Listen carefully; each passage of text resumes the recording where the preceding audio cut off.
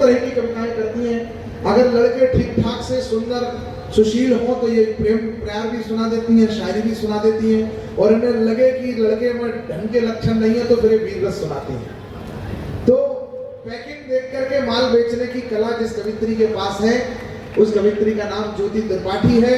यह बहुत अभी ये कुमारी है, इसलिए जितने कुमारे हैं वह जिज्ञासा के साथ तालियां बजाओ ताकि आपको उसका आपका प्रस्ताव उसके हृदय तक पहुंचे।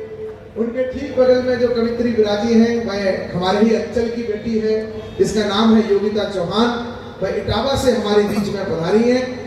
इतना सुरीला कंठ किसी का हो सकता है, और कैसे हो सकता है? किसी कृपा से ही हो सकता है। जैसे ही योगिता आपके बीच में 4 पंक्तियां गुनगुनाएंगी, आप उसके शाब्दिक और सुरीले सम्मोहन में बंध जाएंगे। ऐसी बहुत प्यारी कवित्री का नाम है योगिता चौहान। वह अपने पूरे परिवार के साथ आज पूज्य गुरु जी का आशीर्वाद लेने के लिए पधारी है। इन्होंने कवि सम्मेलन में सिर्फ पेमेंट नहीं लिया है, बिना पैसे के 5 पर्चे भी बनवाए हैं। इसलिए आप इन्हें 5 गुना सुनिएगा और धाम के पूरे पैसे की वसूली करिएगा। 11,000 की रसीद मान लो तो 55,000 का नुकसान तो सीधा सीधा ये होगा, और इसके अलावा इनको मोटा लिखावा भी देना है। तो इसलिए आप इनको खूब सुनिएगा आनंद के साथ। बहुत सारे गीत सुनाएंगे। बिंदु महाराज कह रहे ठीक कह रहे भाई साहब, बहुत नुकसान कराया तुमने। बिंदु महाराज अकाउंटेंट नहीं है, पर उन्हें चर्चा अकाउंट की ही रहती है। बहुत बढ़िया।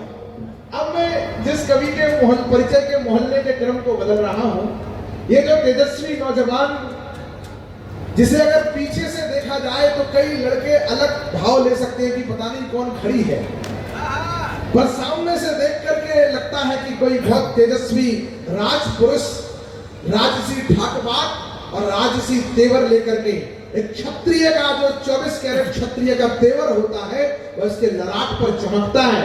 उसकी वाणी से राष्ट्र बोलता है, सनातन बोलता है। ऐसे तेजस्वी कवि का नाम होता है राम भदावर। जोरदार तालियां बजा करके इस मंच पर एक बड़े उत्साही कवि का सम्मान करिए।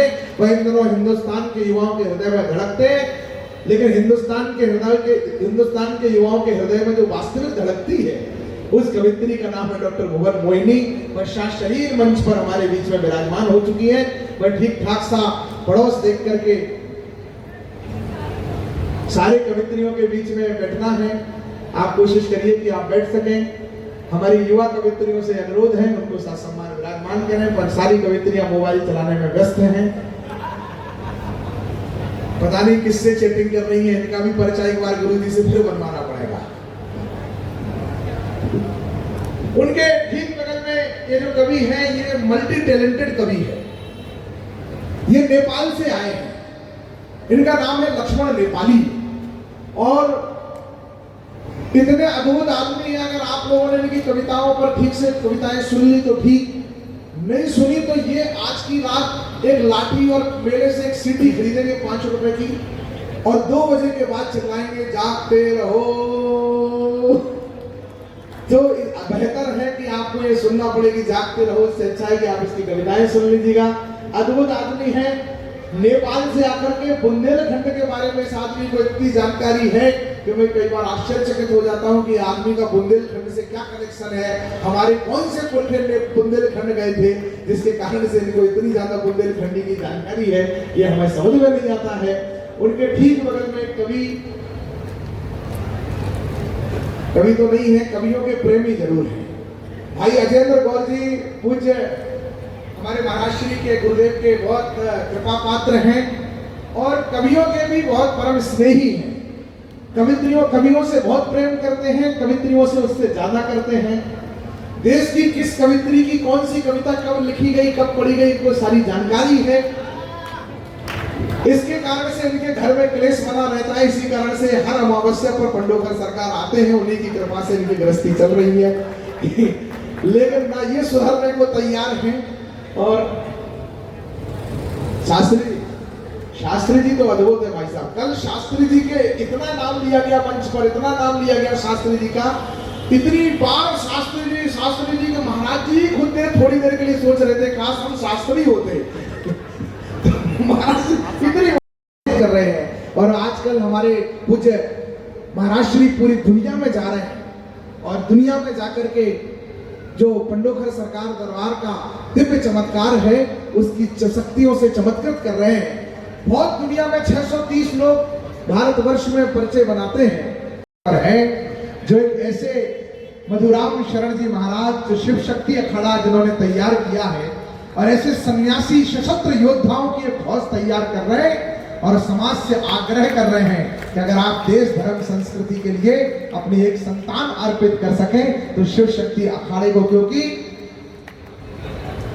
यह वक्त बहुत ही, चौधरी मदन मोहन समर पुलिस विभाग के बड़े अधिकारी हैं, उनकी एक पंक्ति है कि यह वक्त बहुत ही नाजुक है, यह वक्त बहुत ही नाजुक है, हम पर हमले दर हमले हैं, दुश्मन का दर्द यही तो है, हम हर हमले पर संभले हैं, दुश्मन का दर्द यही तो है, हम हर हमले पर संभले हैं।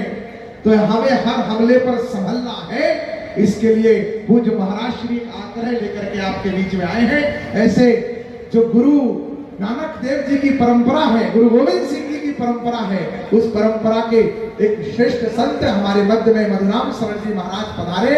ऐसे योद्धा संतों की आवश्यकता इस समय है, जब नाम पूछ करके हमारे लोग मारे जा रहे हो, तब ऐसे सशस्त्र सन्यासियों की आवश्यकता इस समाज को प्रतीत होती है। एक बार महाराज श्री को जोरदार तालियों से उनके इस कृतित्व के लिए प्रणाम करिए कि युगानुकूल निर्णय आपने लिया है, और सनातन धर्म के संरक्षक पूज्य पंडोखर सरकार महाराज जी हम हर एक प्रयास को अपना साथ दे रहे हैं जो सनातन धर्म की रक्षा के लिए हो।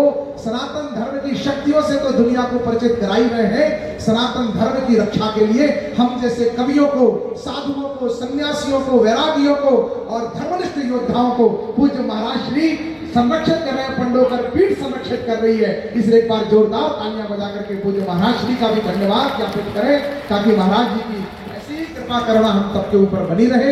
मैं इस कवि सम्मेलन का प्रारंभ करना चाहता हूं, पर मां सरस्वती की वंदना हुई, आवागमन के क्रम में आप लोग मां शारदे की वंदना को वो तल्लीनता नहीं दे सके जो तल्लीनता आपको देनी चाहिए थी।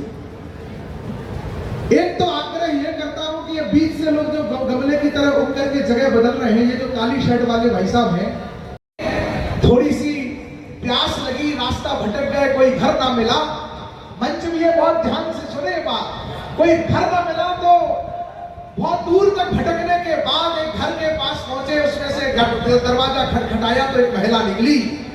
महिला से कहा, मां मुझे पानी पिला दो, बहुत प्यासा हूं। स्त्री ने कहा, पहले अपना परिचय बताओ, तुम कौन हो, तब पानी पिलाऊंगी। कालिदास जी बोले, मैं पथिक हूं, पथिक समझ करके पानी पिला दो। स्त्री ने कहा, पथिक तो सिर्फ दो ही होते हैं, एक सूर्य और एक चंद्र, तुम पथिक कैसे हो सकते हो? उन्होंने कहा, तो फिर मुझे मेहमान समझ करके पानी पिला दो। उन्होंने कहा, मेहमान तो सिर्फ दो ही होते हैं, एक यौवन और एक धन, तुम कैसे मेहमान हो सकते हो? कालिदास प्यास से निढाल हो गए थे, क्रोध आ गया, बोले मुझे हटी समझ करके पानी पिला दो, मैं हटी हूं। उन्होंने कहा, तुम हटी भी कैसे हो सकते हो? हटी तो सिर्फ दो ही होते हैं, एक नख और एक केश, तुम हटी कैसे हो सकते हो?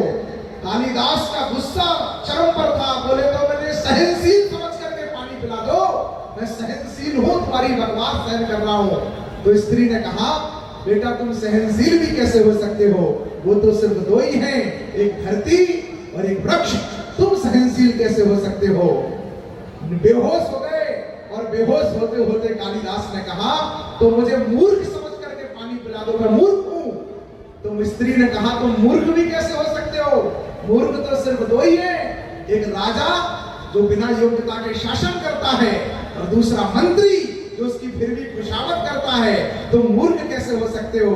बेहोश हो गए कालिदास। तो एक स्त्री ने उनके सर पर हाथ फेरा, चेतना लौटी तो देखा सामने मां सरस्वती खड़ी थी, और कहा, बेटा ये जो ज्ञान तुम्हें दिया है, जो शब्द दिए हैं, जो कविता दी है, जो विचार दिए हैं, ये अहंकार करने के लिए नहीं दिए हैं, यह देश धर्म संस्कृति की सेवा करने के लिए दिए हैं, इसलिए नम्र भाव से इसकी सेवा करो। कालिदास को समझ में आ गया कि माँ की कृपा होगी तो ही हम कवि हैं, माँ की कृपा नहीं हुई तो हम विद्वान और कवि क्या, अपने आप को मूर्ख भी सिद्ध नहीं कर सकते। सकते। इसलिए माँ सरस्वती की वंदना हम आवश्यक रूप से करते हैं, क्योंकि माँ की कृपा होगी तो आप हमारे लिए तालियां देंगे, और माँ विपरीत हो गई तो पता नहीं ऐसा क्या निकल जाएगा कि आप हमें गालियां देंगे। इसलिए आप पर हम पर माँ की कृपा हो जाए, इसके लिए हमने माँ की प्रार्थना की, पूज्य संतों का आशीर्वाद लिया। पहले कवि को आपके बीच में आमंत्रित कर रहा हूँ, पहला कवि लेकिन कवि नहीं है। तुम कभी आइए, आपका प्रणाम करती हूँ आपको जी। आइए, माया महाराज जी का भी आगमन हो गया और टीआई साहब की भी आगमन हो, जहाँ की पुलिस कवि हो जाए।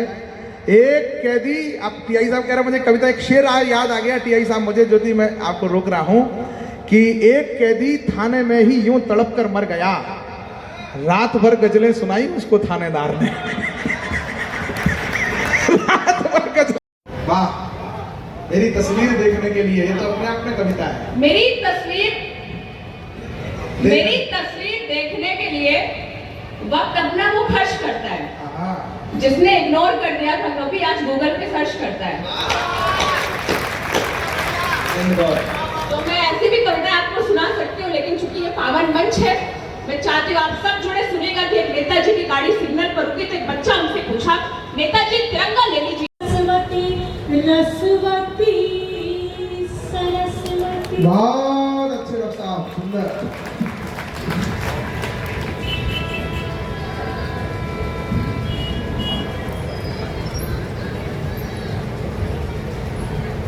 माँ सरस्वती की वंदना हो और मंच पर संतों का आगमन हो जाए तो मुझे चौपाई याद आ जाती है कि अब मुझे